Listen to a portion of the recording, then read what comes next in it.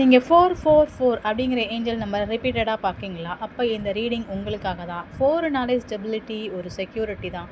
But இருந்தாலும் நீங்கள் ஏதோ ஒரு இந்த ஏஞ்சல்ஸ் வந்து உங்களுக்கு 444 அப்படிங்கிறத வந்து உங்கள் சைன் அப்படிங்கிற சைன் உங்களுக்கு காண்பிச்சு ஏதோ ஒரு விஷயம் சொல்ல வராங்க ரைட் நவ். இப்போ அந்த விஷயம் அது என்ன பற்றி, எதை பற்றி அப்படிங்கிறத ஒரு கைடன்ஸ், ஒரு பியூட்டிஃபுல்லான கைடன்ஸ் என்ன கொடுக்குறாங்க அப்படிங்கிறத நம்ம இன்றைக்கி பார்க்க போகிறோம். பட் அதுக்கு முன்னாடி நம்மளோட டிவைன் 369 சேனலை சப்ஸ்கிரைப் பண்ணோன்னா சப்ஸ்கிரைப் பண்ணுங்கள், லைக் பண்ணுங்கள் அண்ட் கமெண்ட்டில் 444 அப்படிங்கிற ஏஞ்சல் நம்பரை டைப் பண்ணி ஏஞ்சல்ஸ்க்கு கிராட்டிடியூட் பண்ணிவிட்டு இந்த ரீடிங் இந்த எனர்ஜியோட நீங்களும் கிளைம் ஆகிக்கோங்க. ஓகேவா?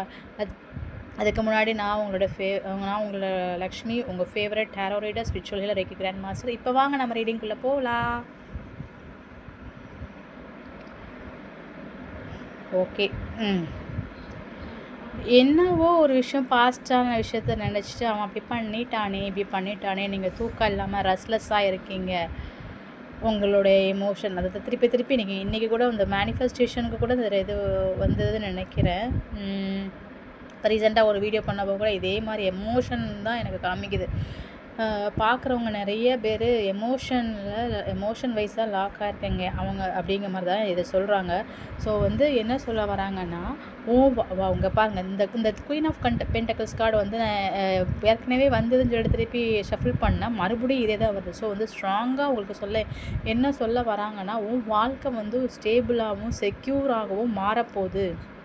ஆனால் நீ வந்து கொஞ்சம் பதட்டம் இல்லாமல் நீ ஆசுவாசப்படுத்தி நடந்ததை பற்றியே நினச்சிட்டு இருக்காமல் உன்னோட எமோஷனை நீ கட்டுப்படுத்தி ஒரு புதுசாக நீ ஏதாவது கற்றுக்கணுன்னா அதில் கற்றுக்கிட்டு அதை அப்கிரேட் ஆகி நீ வந்து மேற்கொண்டு நீ மூவ் ஆன் ஆகும்போது இப்படி ஒரு வாழ்க்கையே உனக்கு வரப்போகுது அப்படிங்கிறத வந்து ரொம்ப சூப்பராக அந்த ஏஞ்சல்ஸ் உங்களுக்கு வந்து கைடன்ஸ் கொடுக்குறாங்க.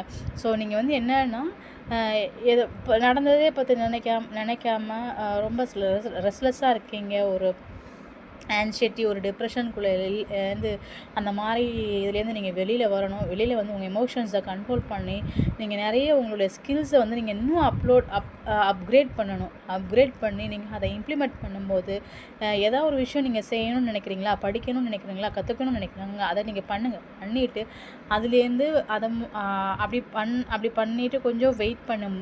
ஏன்னா இந்த யூனிவர்ஸ் உங்களுக்கு வந்து ஒரு ஸ்டேபிளான ரொம்ப செக்யூர். ஏன்னா நீங்கள் ரொம்ப கிரவுண்டடாக இருக்கீங்க. ஸோ மதர் காயாவோட எனர்ஜி இங்கே நல்லா தெரியுது.